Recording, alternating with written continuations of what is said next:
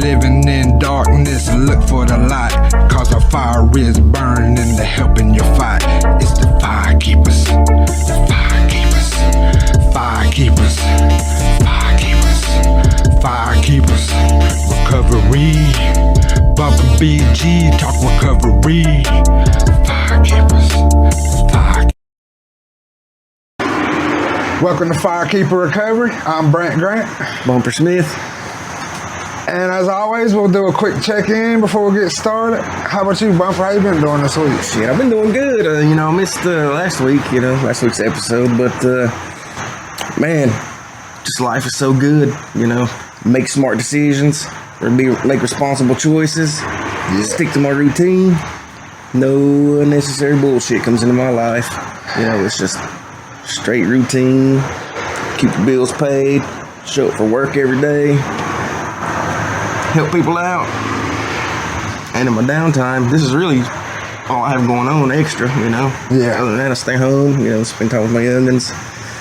Life is good. It's the simple life. It's a sweet life, Yeah. Just, being able to go to bed at night with a clear conscience, just because I know that I've made the best choices that I could have made for myself on each given day. What about you? Hell yeah. I'm doing pretty good. Had a pretty good weekend. Yeah, just had I did a lot of thinking as I watched football on Saturday. That's why I'm glad about the fall. I like college football anyway. Yeah. Too bad my team got beat Tennessee. We always lose to Florida, but that's what we're used to. But then I got to watch Colorado. That's pretty good. I don't really care about Deion, but that was a cool game. Yeah. And then yesterday had a nice podcast with Rob and John Cam. Yeah. That was just good friends getting together, sharing some old memories. Reminiscing. Yeah. And like if I could do more of that stuff, not even on camera, that'd be good. It really would. It does you some good, man. Yeah, you don't think about it. That like, I don't know. I always, but this might get into our topic, but yeah, when I was just thinking, I always think about my friends that I was closest to and how a lot of them aren't here. They've either passed on or, well, that's it. Most of them's either passed on from one thing or another. Yeah. But then just that reminder of these people as I've been in recovery, I found again that I grew up with, that we lost touch through our addictions. So as I got closer with my other buddies, because we were in our addictions together, like I lost them even though we were they were in addiction too. They were just over there. Yeah. We all had our different trails we had to pave, just like our recovery. So yeah, that's why just being together and seeing old friends in these new places has been a good reminder is that friendship is something that we make. It's not something that is given, or it's not. So we can make friends and we can make these new memories with old people. That's right. Reconnecting. Yeah. It's like they say, recovery is a connection, and connection is the opposite of addiction. Yeah. So disconnected in active addiction, reconnecting in recovery. Right. Nice. Yeah. So like reconnecting with friends brought up like the grief and the grieving of losing those friends and family in my life. And so I just want to talk a little bit about grief this week. Yeah. And some grief that led to my addictions, and then some that helped bring me out of it. And that's what drives my recovery. So that just shows me to myself that grief isn't one thing. Grief is many things. So it depends on your relationship with that person that you lost. So just through my experiences, I've experienced 4 different kinds of grief. The one where there's guilt because I wronged them and I didn't get to make it right before they died or whatever. I didn't get to apologize. Yeah. And then there's the resentment one for somebody that wronged me or may have caused me trauma that I didn't get to tell them that I'm good, I let it go. Yeah. But you got to tell that person or something. Yeah. You got to say, you don't got that control over me no more. Yeah. So you have resentment that you didn't get to do that before they passed. And then there's that that guilt, or not guilt, but just that grief of a loved one that was supposed to die or whatever, that you, like a grandparent or somebody, just that's part of life. Yeah. And then, cause that's a love grief. But then there's that other love grief where it is like your peer, your brother, your sister, your parent, your best friends, is that grief that is that love with nowhere to go. You have all this love, all this stuff that you used to give them, but now it's nowhere to go. Yeah. I can't give it to you because it's not meant for you, and that's the way your mind thinks. So yeah, them was the 4 that I've experienced or been through. Some are easier to tackle, like, but how about you? Have you experienced any of those or any different kinds? Yeah, definitely a few of those. The easiest one to speak of is like when your grandparents died, or the older generation passes on. It was I was 19 when my grandpa passed away, and he was the greatest man I ever knew. I mean, he wasn't perfect, but he was, for a period there, he was my father figure. And so when he passed, it was really sad, you can come to terms with that because it's the cycle of life. Yeah. You're born, you live, you grow old, you die, and he lived to be 89, so he had a good full life, so it's easier to deal with that, because it's a natural process. Yeah. Everything has that lifespan, whether it's a bug or even stars in the galaxy have a beginning and an end. Yeah. So yeah, that was for sure that one. Another one is having lost contact with close friends, and when they died, there was feelings of guilt because, well, I should have stepped up and rekindled the relationship or initiated the conversation of like, hey, what's going on? Why did we lose contact? Why are we tight like we used to be? Yeah. And not getting that opportunity, or maybe even having had that opportunity, but never having the courage to talk about our emotions. Even with a close friend. And next thing you know, you hear that they've died, and just all of that shit is just, not only is it, that your friend, one of your close friends is gone forever, but that you've got all this stuff that you could have said, these things in your mind, like, well, I could have, would have, should have. Yeah. So that takes a lot more introspection, a lot more time to really process and get over. One of my good buddies, he died back in 2015.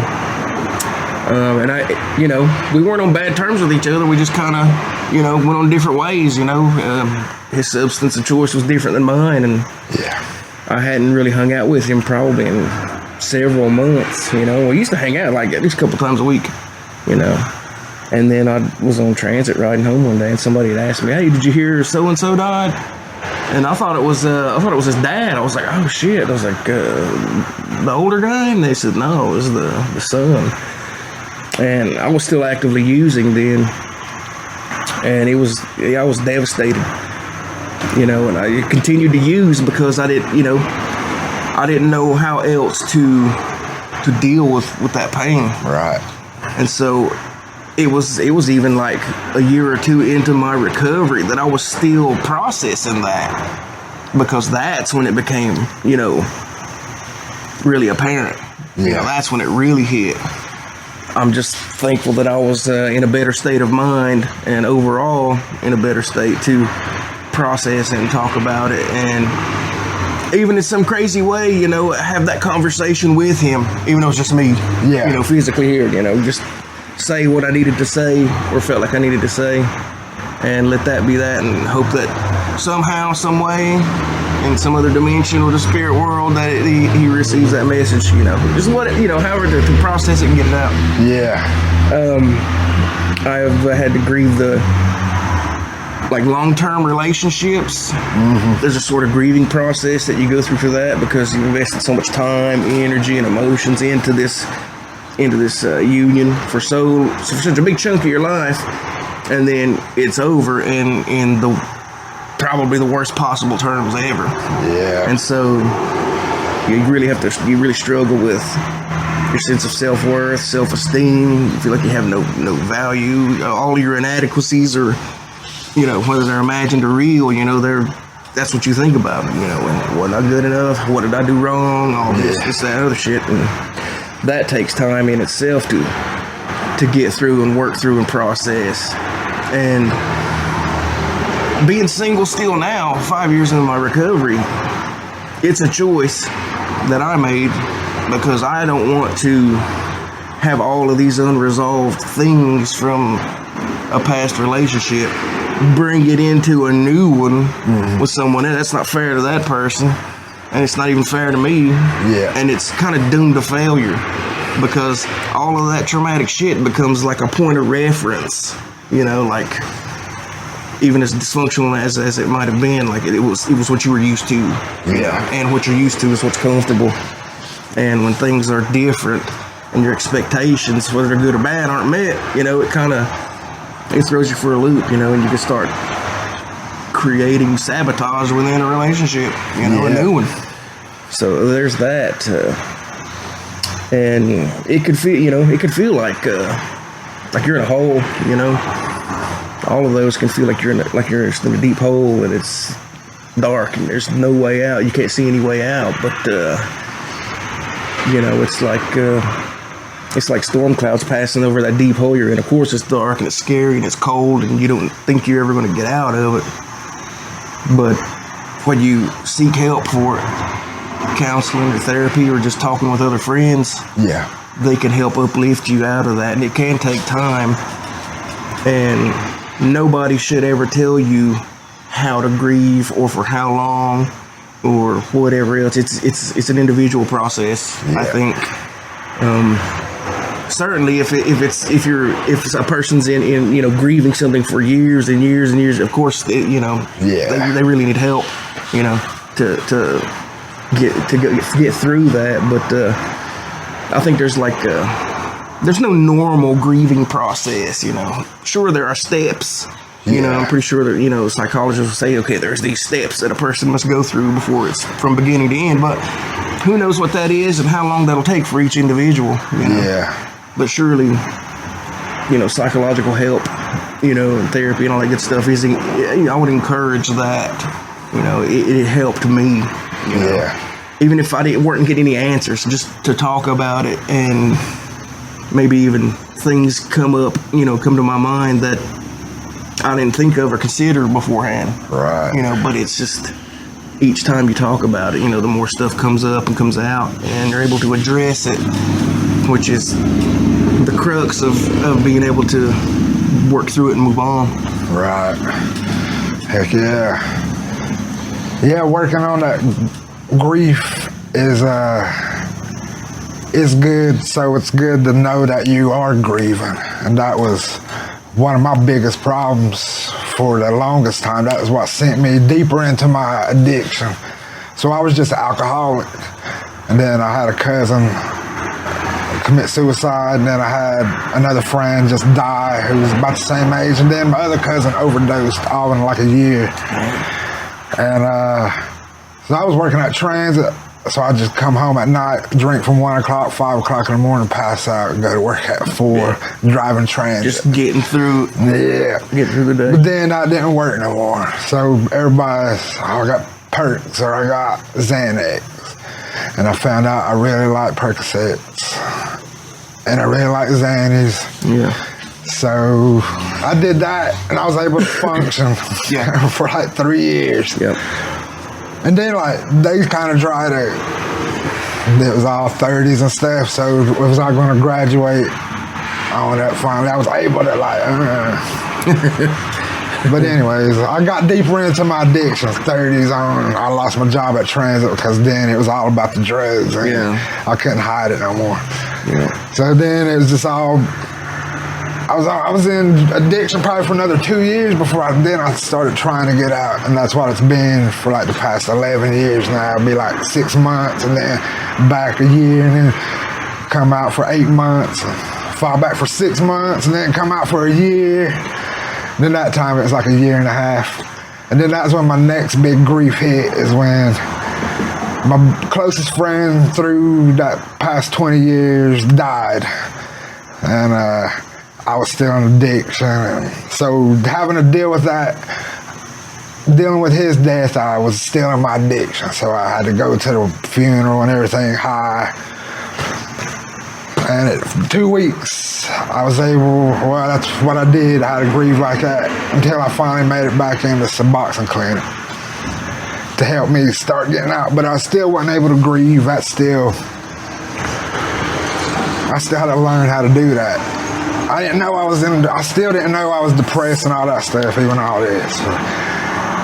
So a month into my recovery, my uncle dies, who is my closest uncle to me in age. So he was always like big brother uncle, the one who always bought you the liquor and alcohol or whatever.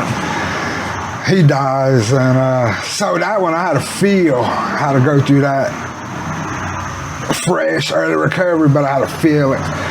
But he's also been sick, so it was kind of diabetic, losing legs, dialysis, so you could see it coming. Yeah. So I was kind of being prepared for it, and it was just all like, all right, at least he's not in pain no more. Yeah. So it's like kind of able to rationalize that. A year later, my aunt dies, who was the closest, my dad's sister, who was 8 years older than me. So she was the big sister who gave me music, my love for like hip hop and all that type of stuff. But like everybody, she had cancer, so it was building for a year. So, but the hard part was, that's a different kind of grief too, I guess, when you gotta watch somebody. Yeah. For a year, just go from a different person. Then when they just kind of wither away. Yeah. Like, it's fast in terms of disease. Yeah, but I got to go watch Dave Chappelle with her like 6 months before she passed. So we had it was a bonding thing with her grieving. So it was different kind of grief. Because it was. Everybody go to grandma's. The family was coming together that wasn't there. We hadn't been together in forever like this. Yeah. Everybody's fractured off. So it's like, that's why, like, maybe it's not all bad grief, but that was some good grief right there, because it brought the family together finally again. Yeah. And that has always been my aunt's power in our family, was she's the one who started bringing us back together when she became an adult, having like the family dinners and whatever. And we had gotten closer before she got sick again. So when she got sick, there was nobody to say, let's do this and that. She had to go duke, Yeah. So So having that, being in my recovery, so it let me know that I was grieving all them years when I was in addiction. Yeah. And that's what brought me to my grief, to where grief is love. That's what helps me fuel myself and fuel my life now, instead of how grief was an anchor in my addiction. It was what kept dragging me back. Yeah. And I didn't know it though. It's like, I guess if you have a boat and you forgot to tie off in the dock, so you just keep going. You're just stuck to the dock though, and you think you're going. Yeah, so now grief is love, and love is persevering. No, grief is love persevering. That's the thing. Right. Yeah, so now my love doesn't have, so I don't have to look at love doesn't have anywhere to go. It's that their love is here and it's going everywhere through me. Yeah. And so that fuels me now. And I always say it's fuel, not an anchor. And whenever I always get down on myself and I'm like, start getting into them, man, I wish they was here. Or, man, playing the what if games. Yeah. Like, what if I did that? That's when I hear, like, my aunt, she'll say something funny and make me laugh. But the loudest voice is Critter, who's just like, fuck you, bitch. I'm not an excuse. And that's what I hear. And so, they're not an excuse. They're fuel, they're a reason, they're a purpose to life. Yeah, inspiration. So that's what helps me with my grief, and anything now that happens, I have to switch perspective. I can't control what happens, but I can control how I feel. Yeah, how you respond. Yeah, and instead of being like angry that it happened, I appreciate the time that I had, that it happened. Yeah. And it's all about realizing that what I did have was real. Yeah. And the feelings are real, but they don't have to last. Yeah. As long as we keep those memories alive, that's the love, and that won't become that anchored type of grief. It's all those fond memories you have that can help get you through the grieving process. To where, you know, because when you're done grieving, it doesn't mean you forgot about them. Yeah. It doesn't mean you stop loving them. It doesn't mean, all it means is that you're at peace with how things are. Yeah. And that's not a bad thing. You know, like I said, you know, it doesn't mean that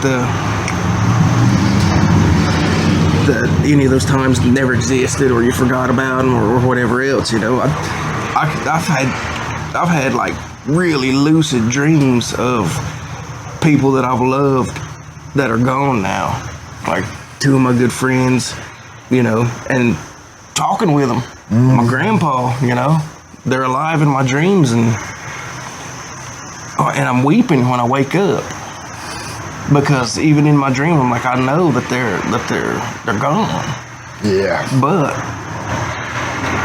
I'm grateful for having had them in my life and all the great times that we shared and all the cool things we did together, all the fucking times we laughed. Yeah. You know, it was like anytime I hung out with my friends, it was you know, your sides would be hurting because you couldn't quit laughing. Yeah. That stupid shit we would say and joke around about, you know, like.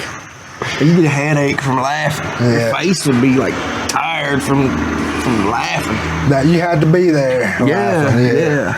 Like when you retell the story, it doesn't carry nearly the same.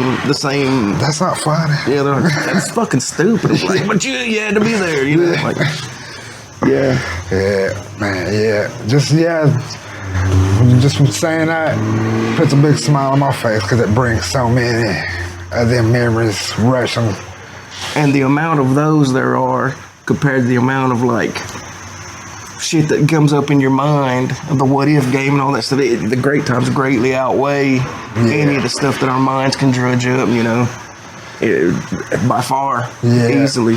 Well, for me, I guess it's easier to dwell on that last memory, which is the hospital or the funeral. That's the last memory. Well, I guess at least I got to speak to some of them in the hospital, or they at least was talking. And then the next day is when it turned or whatever. Yeah. So yeah, there is some closure to that, but still when they're talking in a hospital, you're like, all right, they're going to talk tomorrow, so they're going to get better. Yeah, I'll see you when you get out of here. Yeah. Even if kind of you kind of know that you won't. Yeah. There's still hope when there's hope. Yeah. That's why in recovery and addiction, as long as we're breathing, as long as we got blood pumping through our hearts, there's hope. Yeah. So absolutely. How about you? Got anything else on grief?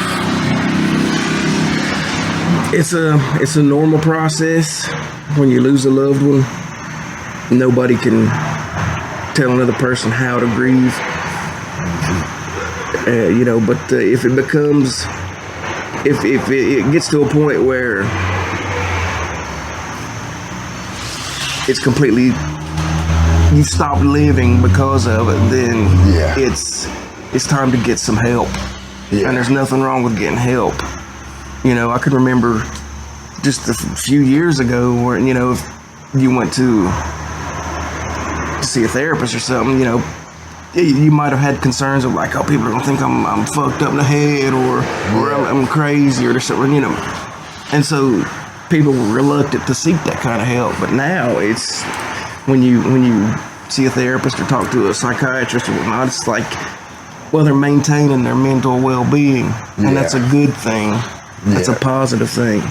To talk about what's going on with you emotionally and mentally, that's a positive thing. It's a healing thing. Yeah. And that's the idea behind recovery and in behavioral health. Any of that stuff is for you to be at your best, your well-being be at its best, for you to live abundantly as you can, you know.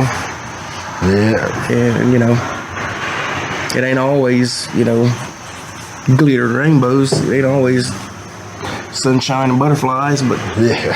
I mean, when it is dark and cloudy or stormy, you know, it'll pass, Yeah. and those sunshine and butterflies come back around. You know, Yes, sir.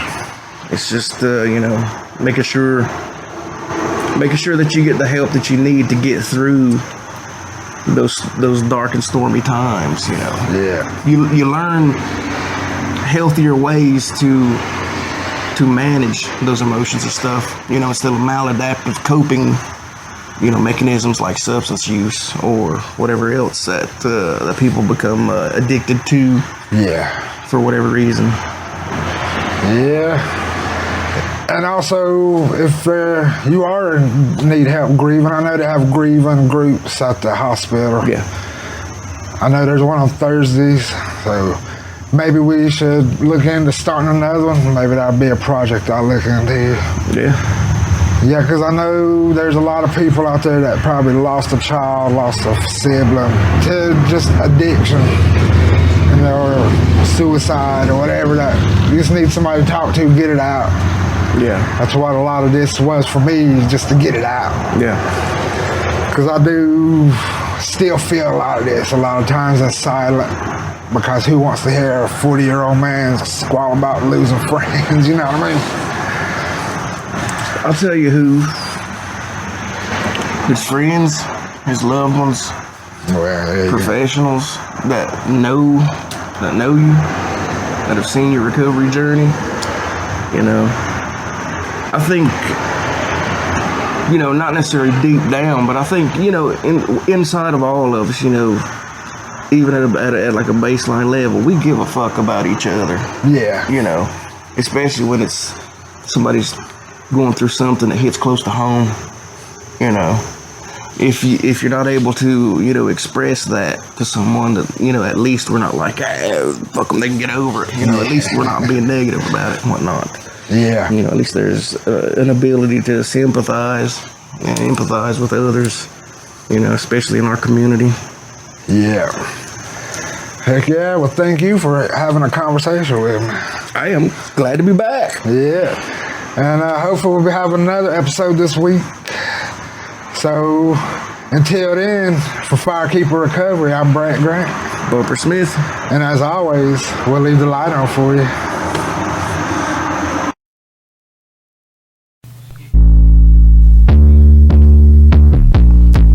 Eastern Bay, Cherokee, Firekeeper, Recovery, we them Firekeepers, the Firekeepers, the Firekeepers, the Firekeepers. Yeah, coming to you live from the mountains of smoke. Firekeeper Recovery, bringing you hope. If you're living in darkness, look for the light, cause a fire is burning and they're helping you fight. It's the Firekeepers, the Firekeepers, Firekeepers, Firekeepers, Firekeepers, Recovery, bumping BG, talk recovery, Firekeepers.